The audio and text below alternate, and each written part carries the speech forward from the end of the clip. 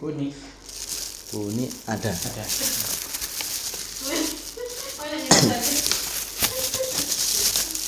Ini aku izin rekam ya sih. buat ini Oke. transkrip. Tugasnya banyak atau sedikit? Tugasnya banyak kalau Buni. Selesai nggak? Alhamdulillah selesai. Semester berapa? Buni itu semester 3. Oh 3. Guru di SD. Iya katanya gitu. Ini agak banyak pertanyaan. Iya. Sedikit. Yang pertama tuh mengapa SMP ini tuh menggunakan PBL dalam pembelajaran PAI? PBL itu kalau Project dalam based. mana ini PJBL ya? Iya, Kalau PJBL. sebenarnya kalau dalam akademik teoritisnya sebenarnya PJBL Project Based Learning di situ. Kalau PAI sendiri itu lebih karena basisnya atau fundamentalnya atau prinsipnya kurikulum PAI itu kan spiritual literasi ya. Ya. Di mana merujuk ke tauhid, maka PAI itu tidak terlepas dari berbagai proyek pembelajaran yang diselenggarakan dalam kurikulum PAI LAI di situ, sehingga PAI menjadi komponen yang utama, core-nya di situ. Maksudnya di sini PAI bukan hanya sebagai materi pembelajaran di situ, Ya. namun lebih cenderung ke Prakteknya. core nilai yang diusung dalam PJBL di situ. Untuk PJBL sendiri itu dimulai sejak kapan di SMP? Kalau di SMP karena project masing-masing kan angkatan, maka dari kelas 7, 8, 9 semuanya ada materi ada DIN maksudnya di situ ya. Ada spiritual literasi yang mempunyai dengan PAI di situ. Kalau dari PJBL sendiri itu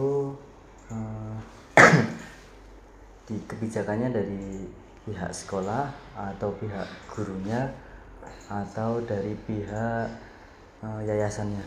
Iya, setidaknya karena amanahnya itu dari yayasan, berarti memang itu sudah menjadi semacam pedoman yang harus diikuti oleh semua guru dalam pembelajaran. Jadi dari yayasan kemudian dijabarkan oleh BPH dan secara lapangannya dieksekusi oleh para guru dalam pembelajaran. Kalau tujuan utamanya dari PJBL tadi itu untuk apa? Masing-masing angkatan mempunyai topik masing sendiri-sendiri yang berbeda sesuai dengan karakteristik yang ingin dicapai oleh kurikulum sekolah di situ. Jadi di kelas 7 misalkan hubungannya dengan kesehatan fisik dan mental. Kelas 8 dan 9 misalkan interpersonal atau hubungan hubungan persaudaraan di situ, hubungan interaksi antara siswa atau dalam ranah sosial di situ. Jadi masing-masing punya spesifik karakteristik tersendiri, memiliki proyek sendiri. Betul.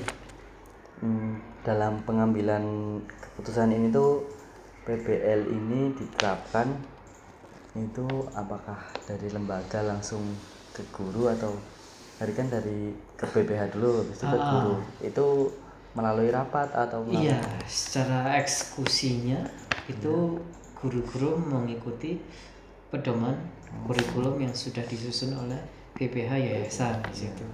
Dan istilahnya secara pelaksanaannya itu dilaksanakan oleh tim dari masing-masing angkatan.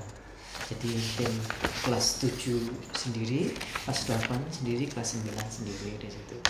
Masing-masing biasanya kelas 7 dan 8 masing-masing ada 4 kali project. Jadi satu semester 2 kali, semester 1 dan 2 kali semester 2. Sedangkan kelas 9 karena fokus ke kelulusan itu biasanya projectnya 1 di semester awal ditambah dengan laporan yang biasanya khususnya dalam kewirausahaan di situ. Kalau tadi kan setiap kelas itu ada proyeknya sendiri-sendiri. Iya. Nah, gimana caranya guru itu menentukan proyeknya atau menjadi dasar pelaksanaan proyek tersebut? Pertama untuk topik itu kan sejatinya sudah ditentukan dalam karakteristik ya. Misalkan di kelas 7 itu hubungannya dengan kesehatan fisik di semester 1. Maka dalam pedoman dalam pedoman kurikulum itu ada tahapan-tahapan atau poin-poin yang perlu dilaksanakan oleh guru. Jadi semuanya terjabarkan dalam pedoman kurikulum di sini sesuai dengan kurikulum. Kalau dari dari project tadi sendiri tujuannya tuh dikaitkan dengan materi PAI itu gimana, Mas? Jadi setidaknya misalkan dalam materi PAI itu kan kita misalkan ada istilahnya kalau tidak indikator pembelajaran itu kompetensi dasar. Maka di dalam kurikulum kita, kurikulum PHI di situ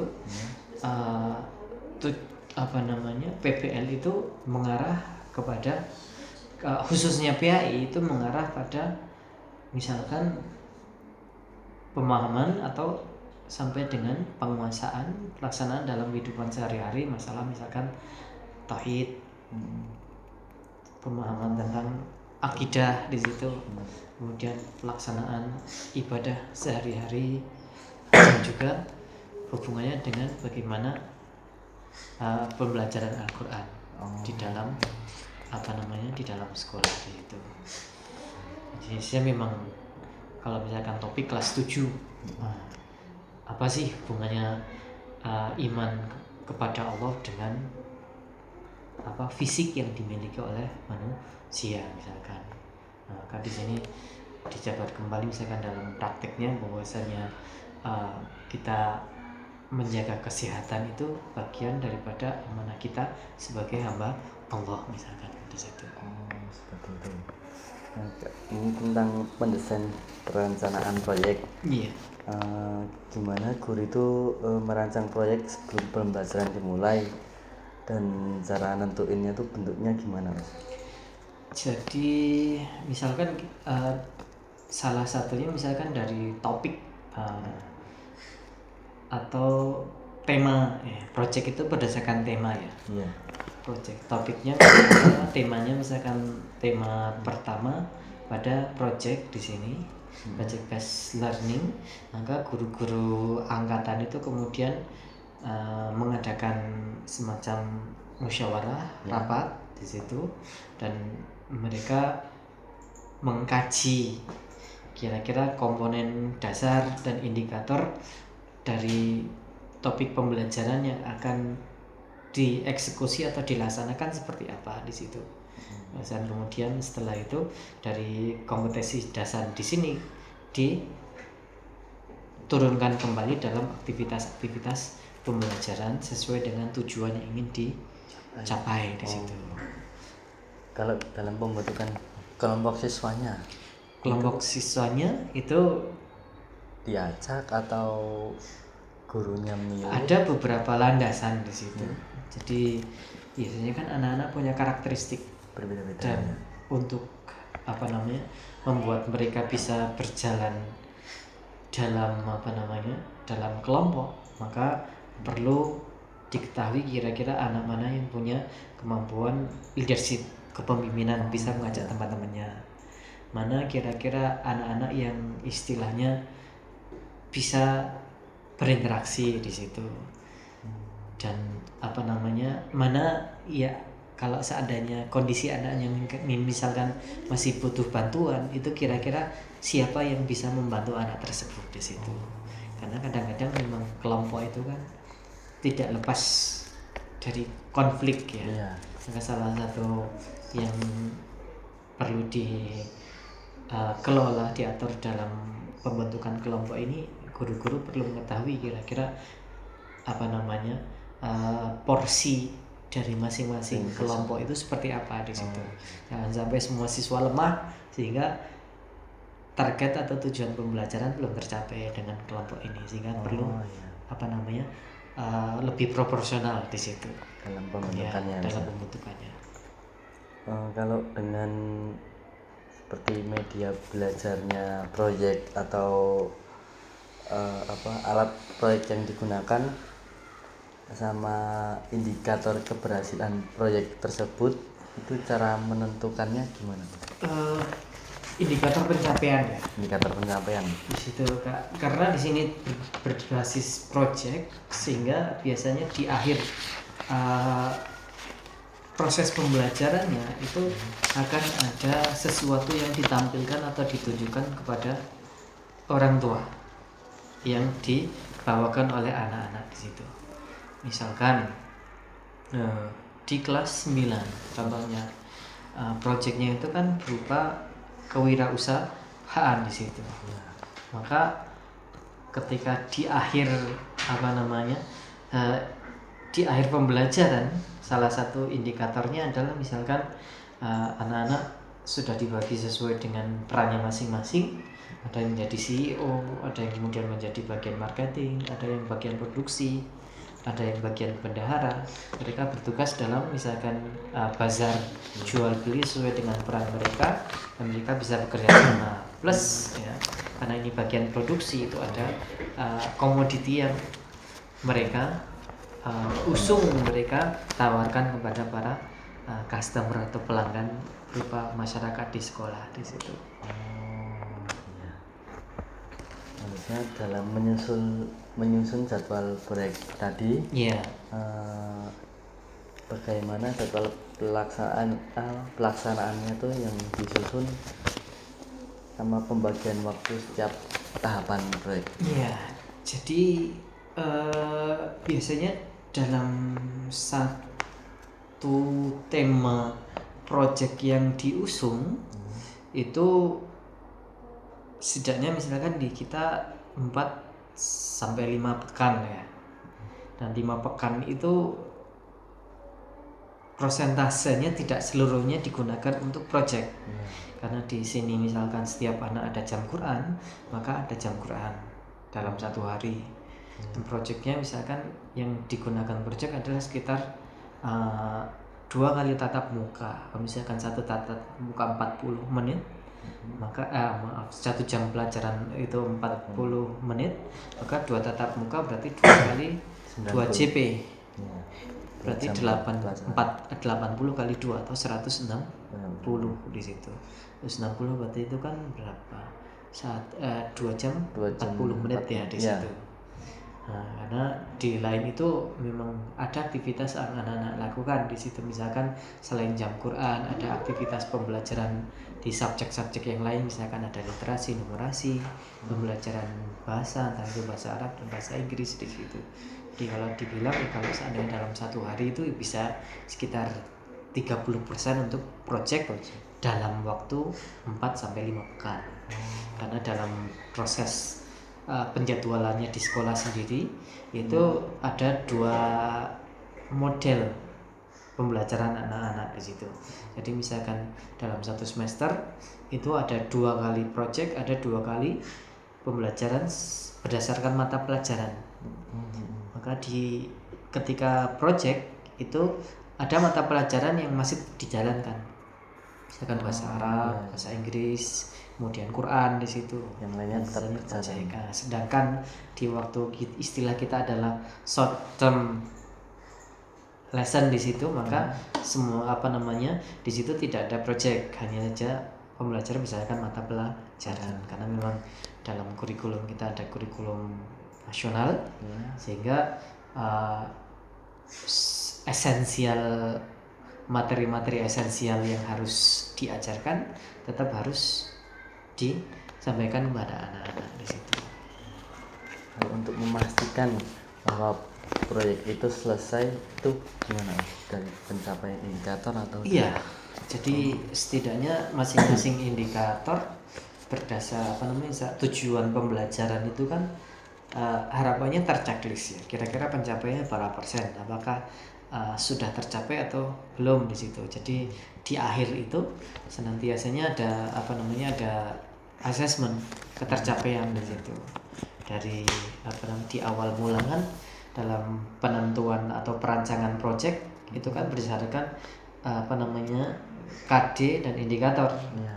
Maka ketika proses pembelajaran project setiap tahapannya berjalan, itu juga guru-guru melakukan penilaian kira-kira anak-anak sudah menguasai indikator-indikator yang ditetapkan atau ditentukan atau belum di situ. Baik. Bagian memonitor project tersebut, guru itu gimana caranya guru itu memantau perkembangan peserta didik, sama pendampingan apa yang diberikan guru dalam peserta didik. Oke, selama monitoring jelas ya istilahnya siswa belajar berdasarkan kelompok gitu. Sehingga perlu ada pendamping dari kelompok-kelompok tersebut yang gunanya untuk melihat perkembangannya kan. Dari proses pembelajaran kan biasanya kita ada lembar aktivitas siswa di situ atau lembar kerja siswa di situ. Maka ketercapaian anak ya jelas dengan mengerjakan itu ketika proses pembelajaran di situ. Jadi masing-masing kelompok itu dimonitoring sesuai hal tersebut. Ada pembagian pendamping. Selain itu juga ketercapaiannya ya dilihat dari selain ada asesmen diagnostik, kita mengenal bagaimana pembelajaran apakah sudah anak-anak sudah siap atau belum, dan juga ada formatif. Jadi di tengah ada soal-soal entah itu entah itu lisan atau berdasarkan project yang kemudian dinilai berdasarkan rubrik asesmen yang dilakukan. Selain itu juga di asesmen sumatif juga ada. Jadi setiap akhir project dilaksanakan biasanya ada refleksi. Selain itu juga ada ujian istilahnya asesmen karakter atau asesmen sumatif dari project yang dilaksanakan di situ. Misalkan kalau siswa itu nanti kesulitan, gimana caranya guru itu membantu dalam hal tersebut? Ya, karena memang pembelajaran saat ini kan basisnya guru itu sebagai fasilitator ya. Yang pasti proses pendampingannya jelas perlu dilaksanakan secara intensif. Di lain hal itu juga guru tidak hanya menjadikan dirinya sebagai fasilitator untuk siswa yang belum mencapai tujuan. Di samping itu juga ada siswa teman-teman yang juga bisa diberdayakan untuk membantu teman-teman yang mengalami kesulitan juga di situ. Jadi selain peer counselor, guru juga menjadi fasilitator bagi siswa yang masih terkendala. Kalau dalam hambatan proyek tersebut tuh hambatannya kira-kira apa saja, Us? Serta solusinya dari hambatan itu sendiri. Ya pasti beberapa hal siswa sudah memiliki gambaran gitu. Kita bentar ya. Oh iya.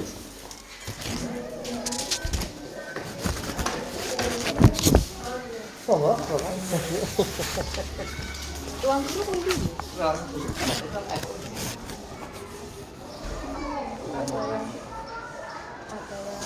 mau menyampaikan amanah sebentar Itu berangkat apa namanya? Aku mau menulis ke Lanjut terus ya. Ya, Ini sih sedikit lagi sih dari hasil menguji proyek itu bagaimana peserta didik itu mempresentasikan kayak yang tadi kelas 9 kan jualan ya. Di dalam proses pembelajaran kurikulum PHI itu ada tahapan yang kita namakan connection atau di bagian apa namanya physical literacy.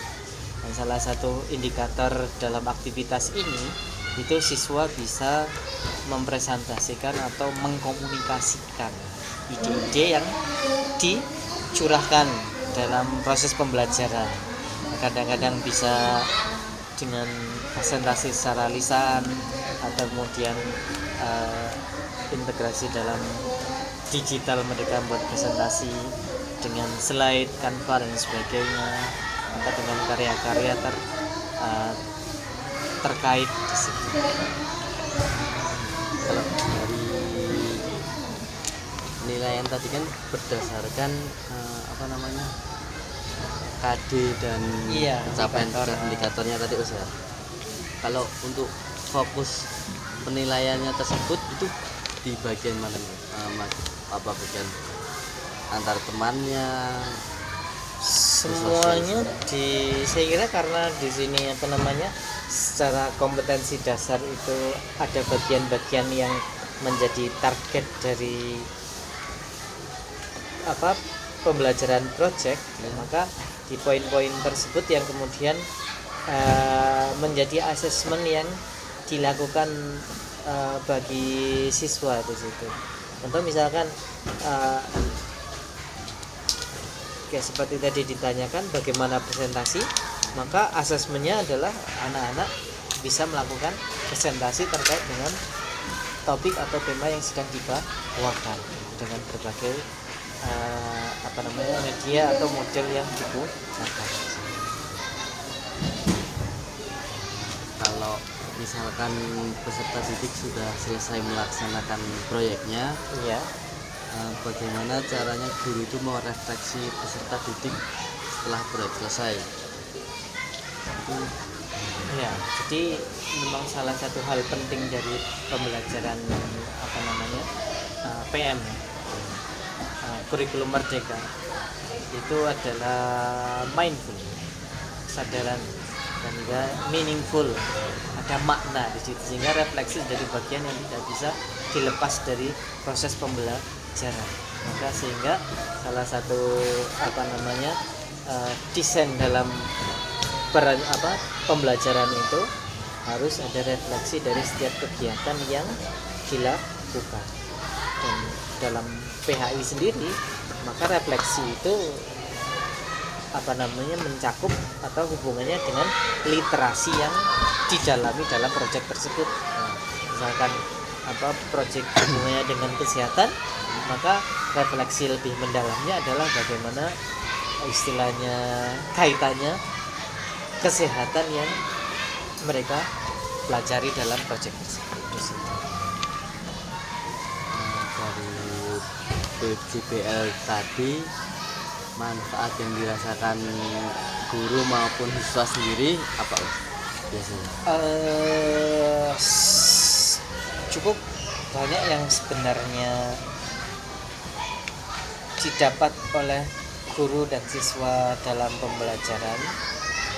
Misal bagi guru, maka guru dapat mengukur seberapa dalam motivasi anak-anak dalam belajar. Kemudian selanjutnya bagaimana karakteristik atau gaya model belajar yang dimiliki oleh anak-anak. Selanjutnya karena di usia ini anak-anak itu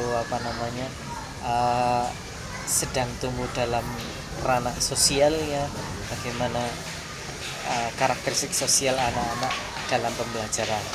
Misalkan itu adalah bagi guru, bagi anak-anak ya jelas karena ini adalah bekal, istilahnya bukan hanya bekal bukan hanya penguasaan materi, maka dalam PBL ini atau dalam project ini sejatinya lebih melatih ke skill atau penguasaan keterampilan hidup yang dibutuhkan oleh anak-anak, sehingga hal ini bisa digunakan oleh anak dalam pembelajaran mereka selanjutnya, bukan hanya di materi itu saja, bahkan dalam materi selanjutnya urusan kehidupan, misalkan problem solving, ya gimana caranya anak bisa problem solving, misalkan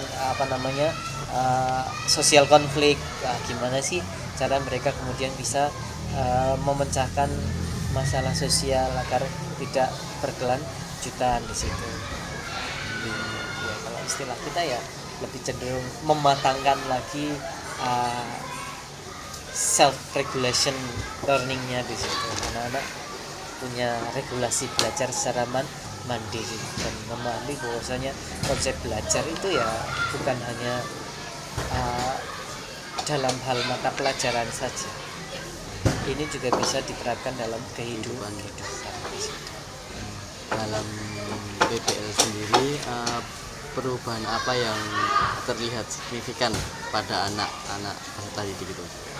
Bagi anak-anak yang benar-benar mengikuti secara intens, maka efektivitas dalam pembelajaran ini jelas mendewasakan pola pikir mereka di situ.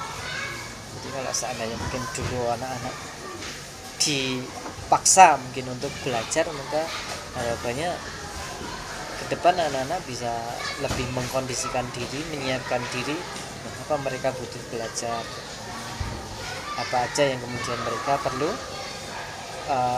kuasai dalam hubungannya, tidak hanya sebagai pembelajar di kelas, namun mereka sebagai manusia yang akan hidup di masa depan. Sehingga proses belajar itu bukan hanya belajar untuk menguasai materi, namun belajar untuk belajar hidup secara sesungguhnya. Untuk efektivitas yang dihasilkan dari PBL sendiri itu apakah mencapai tujuan yang diinginkan? Alhamdulillah, selama proses biasanya kita menampilkan proyek pembelajaran anak-anak, entah itu kepada siswa yang lain atau pada orang tua, hal ini memberikan kesan yang baik bagi orang tua maupun penilai dari proyek ini. Misalkan dulu Mas Rifki pernah ikut, misalkan ada proyek film atau sebagainya, ya anak-anak kemudian punya skill mendesain, mengedit, merencanakan atau membuat skrip cerita sehingga menjadi film yang menarik, bahkan kemudian bisa membuat sebuah acara yang seperti bioskop dan sebagainya di situ. Untuk kelebihan serta kekurangannya sendiri dalam PBL ini, PJBL ini apa sih?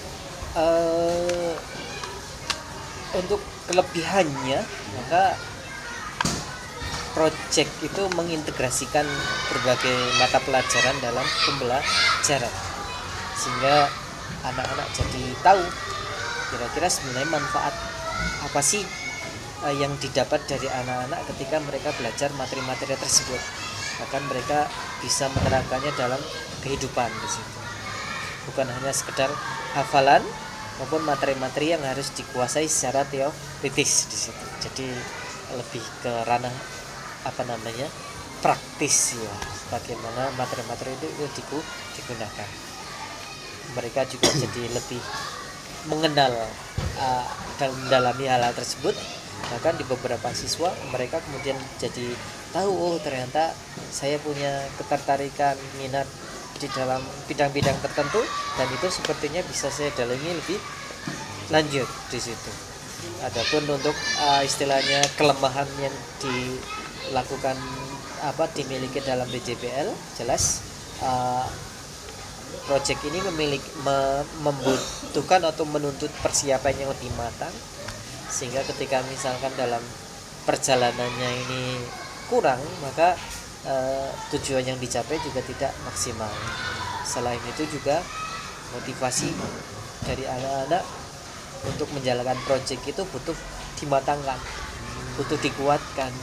Karena kadang-kadang kalau seandainya buat apa sih aku belajar, ini buat apa sih, itu menyebabkan proses menjadi tidak optimal, sehingga mereka istilahnya kadang-kadang belajar seadanya atau hanya mengikuti program saja begitu. Kira-kira kelemahannya. Rencana ataupun pengembangan dalam PBL ini depannya itu di PAI sendiri khususnya mendatang, apakah ada rencana perbaikan? Perbaikan selalu ada, istilahnya harapannya karena memang tauhid sebagai core atau inti dari proses pembelajaran PJBL di PHI, maka istilahnya pembelajaran PHI jelas perlu dituangkan lebih aktual di dalam proses pembelajaran di situ. Karena memang tujuan dari proyek ini kan lebih mengenal Allah secara mendalam, karena hubungannya dalam menguatkan tauhid mereka di situ. Sehingga penting bagi PAI untuk bisa mengaktualisasikan pembelajaran dalam proyek di situ. Pertanyaannya udah selesai semua.